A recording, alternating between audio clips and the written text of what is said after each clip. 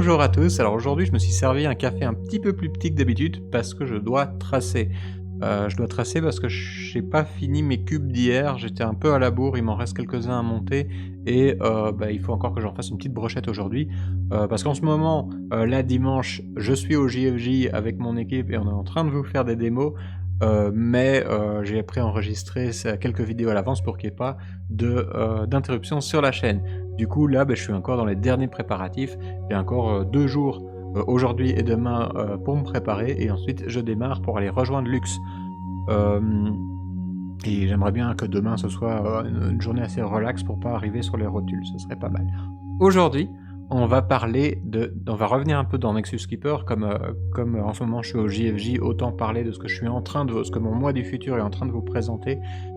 Mais on va parler un petit peu, du futur, de nos sculpteurs, des sculpteurs qui nous ont déjà rejoints et de ceux qui arrivent là dans cette année. Parce qu'on a des nouveaux talents on essaye vraiment de grandir au plus vite, donc on a des nouveaux talents qui rejoignent l'aventure pour pouvoir produire plus vite. Je vais vous parler aussi de 2 projets, de Nexus Keeper, qui vont faire que le jeu va vraiment commencer à prendre un petit peu plus d'ampleur. Hem donc au niveau de nos sculpteurs et des familles de keepers, on a pour l'instant, 4 familles de keepers, c'est ça? Non, 3 familles de keepers. 1, 2, 4 singes, poissons, nains, diablotins. Oui, c'est ça, 4 familles de keepers et donc on a 3 sculpteurs pour ceux-ci. On a tout d'abord, Gauthier Giroux qui nous a rejoint au tout début et lui, il hérite de 2 familles, parce que c'était le premier et puis c'est comme ça, premier arrivé, doublement servi. Comme le dit le fameux dicton bouchonnois. Et Gauthier, lui, ce qu'il défonce, c'est qu'il a vraiment un style qui va ultra bien avec Nexus Keeper, donc c'est ultra je pense que j'ai ultra bien fait de j'ai ultra bien fait de faire appel à lui pour démarrer le projet, parce que comme son style va super bien avec ce style, un petit peu cartoon de Nexus Keeper, ça a donné un peu le ton pour les autres et même si chacun peut amener sa petite patte perso, on essaye d'avoir une petite cohérence et donc ça a donné cette vraiment l'image de Nexus Keeper, la DA de Nexus Keeper, elle vient du fait qu'on a, tout d'abord l'illustrateur José Garcia qui est un Vénézuélien, c'est pas l'acteur français. Enfin, j'ai pas de preuves, j'ai jamais vu, les 2 José Garcia en même temps, au même moment, donc peut-être. Mais donc José Garcia l'illustrateur et ensuite réinterprété par Gauthier Giroux et ça a donné l'ADA de Nexus Keeper. Donc c'était vraiment un bon plan je pense de démarrer avec lui, donc je suis très très content qu'il soit dans l'aventure. Et ensuite on a eu, c'était qui le deuxième? C'est Rémi Tremblay qui a rejoint l'aventure parce que je l'ai croisé, sur le chat de Guillaume, sur Twitch, donc c'est comme ça que ça s'est fait.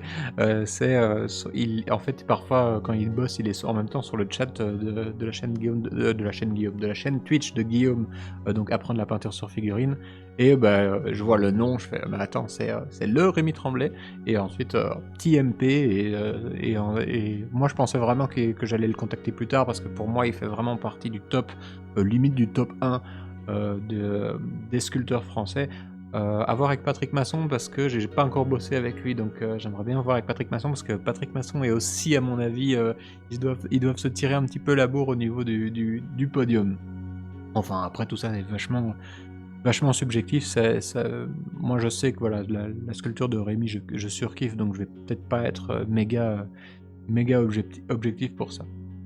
Ouais vraiment le fait d'avoir Rémi qui arrive en deuxième dans Nexus Keeper, ça met la barre ultra haut, pour, tous les autres sculpteurs qui vont arriver. Ça va leur mettre un petit peu la pression au niveau de la qualité et bon après vraiment l'objectif de Nexus Keeper, c'est de représenter tout le monde, donc c'est pas grave qu'il y ait des petites, inégalités, au niveau technique, et moi ce qui m'intéresse vraiment, c'est d'être là aussi pour montrer, le travail des sculpteurs français traditionnels, donc c'est pas l'objectif d'essayer de vous dire tout le monde doit atteindre le niveau d'un Rémi Tremblay, ça fait juste plaisir.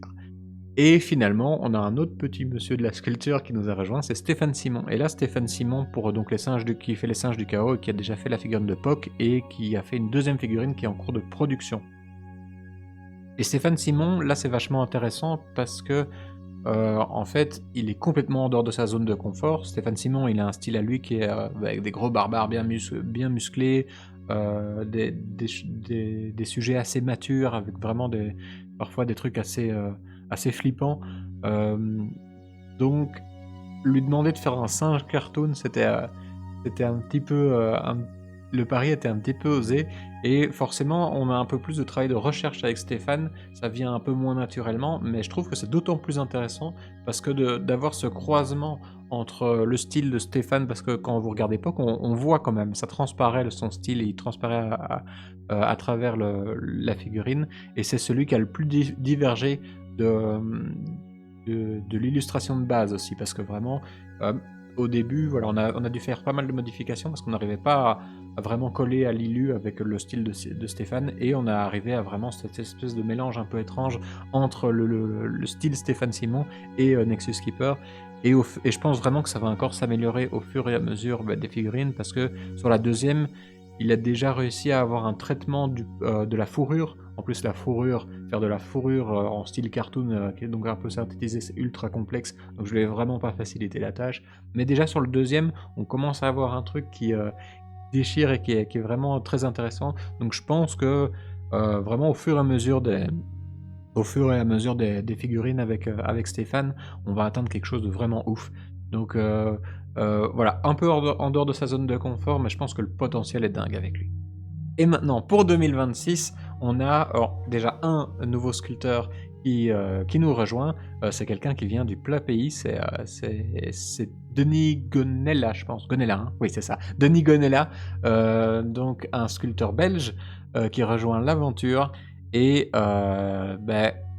surveiller la chaîne de Guillaume, donc apprendre la peinture sur figurine, parce que Guillaume a eu son petit mot à dire sur cette famille de keepers. Voilà, il vous en parlera mieux que moi. Mais du coup, voilà, on a un quatrième sculpteur qui rejoint les rangs de Nexus Keeper, histoire de vraiment d'aller encore plus vite, vraiment d'avoir tous nos sculpteurs quasiment en même temps qui bossent.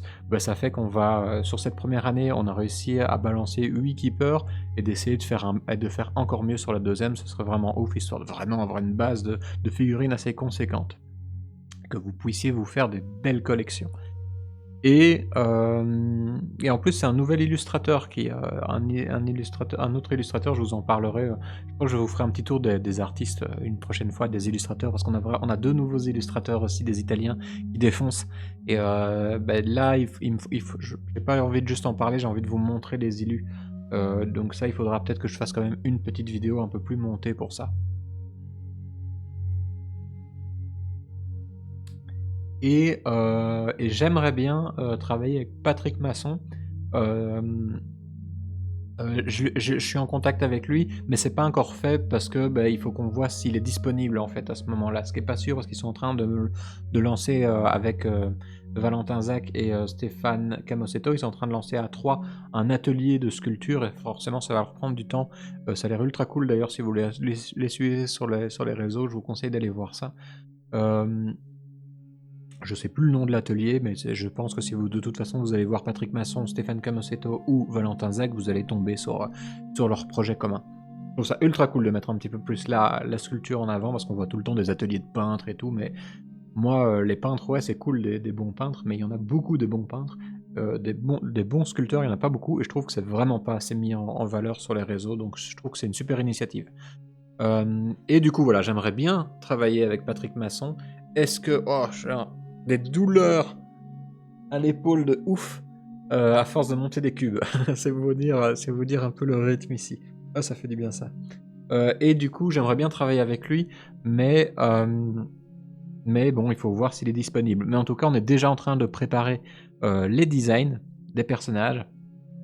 Et c'est vraiment une famille, c'est une de celles pour laquelle je suis le plus motivé parce que je trouve que le concept va être très très fun. À voir ce que l'illustrateur va réussir à en faire, mais je pense que ça peut cartonner. Et comme en plus je pense l'illustration, à chaque fois que je crée une famille de keepers, je pense en amont aux sculpteurs. Donc cette famille, ces designs ont été pensés vraiment pour Patrick Masson. Donc ça me ferait vraiment plaisir qu'il soit dispo à ce moment. Mais si c'est pas le cas, honnêtement, je pense que ça irait très très bien à Stéphane Camosetto aussi. Donc voilà, on a un plan de backup si jamais il est pas dispo. Donc 2 nouveaux sculpteurs sur le début de l'année, en tout cas un nouveau sculpteur qui est confirmé et peut-être un deuxième, on l'espère. Et dans la deuxième partie de l'année, j'espère pouvoir en ajouter encore. Il y a encore Martin Lavatz que j'ai dans le viseur, parce que j'aimerais bien. Je suis à chaque fois, je le croise à chaque fois sur les salons. Il est ultra ultra sympa et j'ai pas encore bossé avec lui. Donc Martin Lavatz, c'est un des prochains avec qui j'aimerais bien bosser. Et puis bien sûr, il y a Stéphane Camosetto et Valentin Zach, avec qui j'ai bossé sur Warband, qui prennent leur mal en patience et, et que j'aimerais bien pouvoir rajouter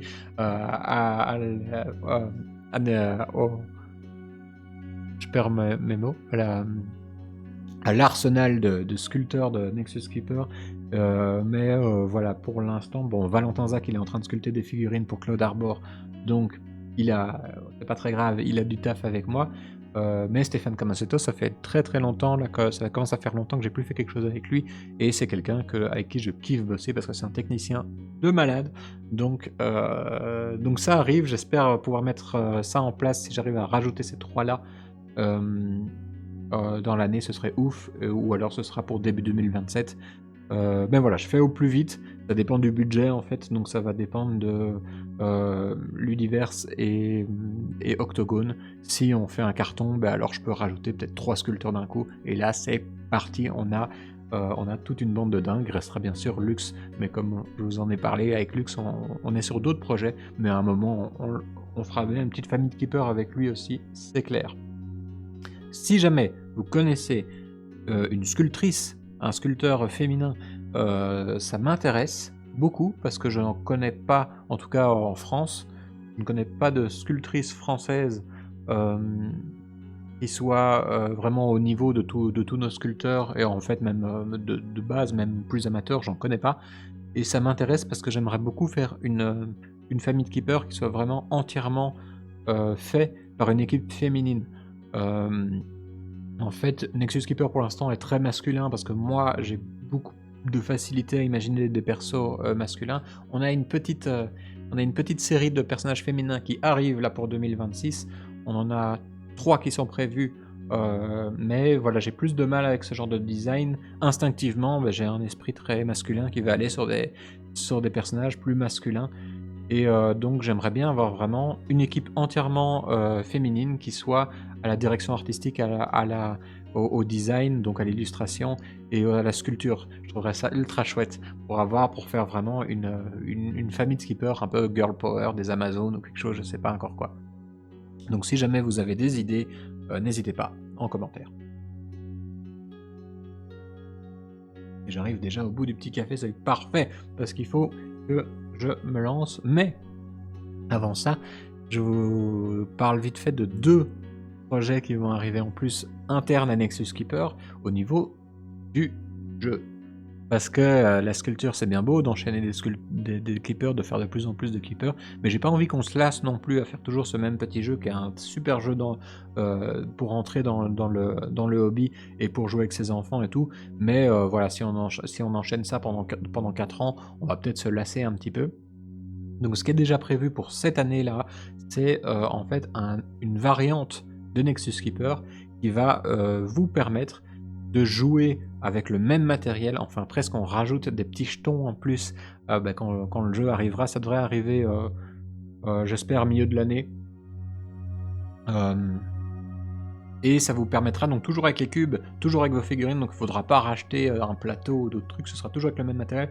Ça va vous permettre de faire une variante du jeu, une autre façon de gagner, un truc qui sera un peu plus sportif.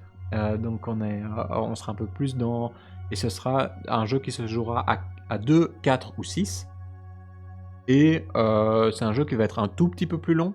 Et c'est un jeu où vous n'allez pas, quand vous sortez du plateau, vous ne serez pas éliminé par un portail. Le but, ce ne sera pas d'éliminer les autres, le but, ce sera de scorer et de gagner une partie. Donc cette fois, à chaque fois que vous sortez, vous reviendrez par votre portail indéfiniment. Donc c'est un jeu qui va plaire à ceux qui pouvaient trouver que Nexus Keeper, parfois tu fais un gémoisi le premier tour, puis il y a quelqu'un qui arrive, qui te pousse dehors, merci, t'as rien fait, c'est fini.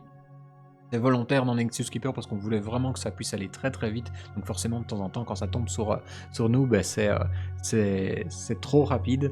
Et là, bah, du coup, il y aura une deuxième version de Nexus Keeper qui va faire des parties, on va pas viser des longues parties, mais ça va être des parties qui vont pouvoir faire 20 minutes, une demi-heure, et à 6 ça peut durer un peu plus longtemps.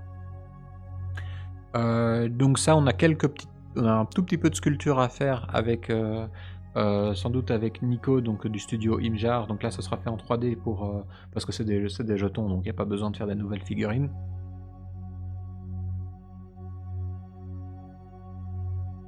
Et il faudra que je fasse un petit livret de règles qui explique ça, et il y aura des dés spécifiques pour cette partie-là. Du coup, voilà, ce sera une toute petite boîte avec un livret de règles, des petits jetons, des petits dés, à vraiment pas cher, histoire de pouvoir diversifier votre expérience Nexus Keeper. Donc ça, je pense que ça va être un gros plus pour la rejouabilité du jeu. Et ensuite, bah, dernier petit sujet d'aujourd'hui, notre ami Gauthier Giraud, il arrive tout doucement à la fin des premières familles, les nains et les diablotins. En fait, chaque famille va avoir 6 figurines, 6 personnages, et il est en train de sculpter la 4e pour les diablotins. Le design de la 4e pour les nains est déjà fait. Ensuite, on devra encore en faire 2 avec lui, et on aura atteint 5 keepers pour chaque famille. Et en fait, la 6e figurine devrait être, de chaque famille, va être un boss.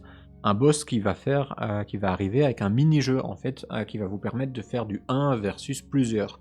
Et chaque boss arrivera avec des règles vraiment à lui qui vont complètement changer le jeu, où il faudra sans doute essayer de battre le boss avant qu'il ait déclenché un pouvoir qui fait qu'il gagne la partie.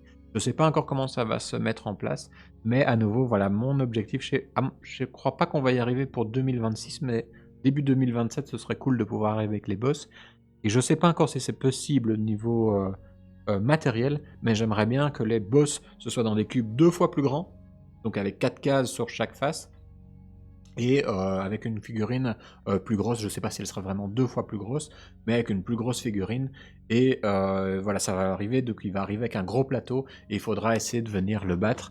Je sais pas encore si c'est faisable matériellement au niveau, imprimer des cubes de 2 fois la taille, ça va peut-être prendre 24 heures, non peut-être pas, mais ça va peut-être prendre genre 18 heures ou un truc comme ça.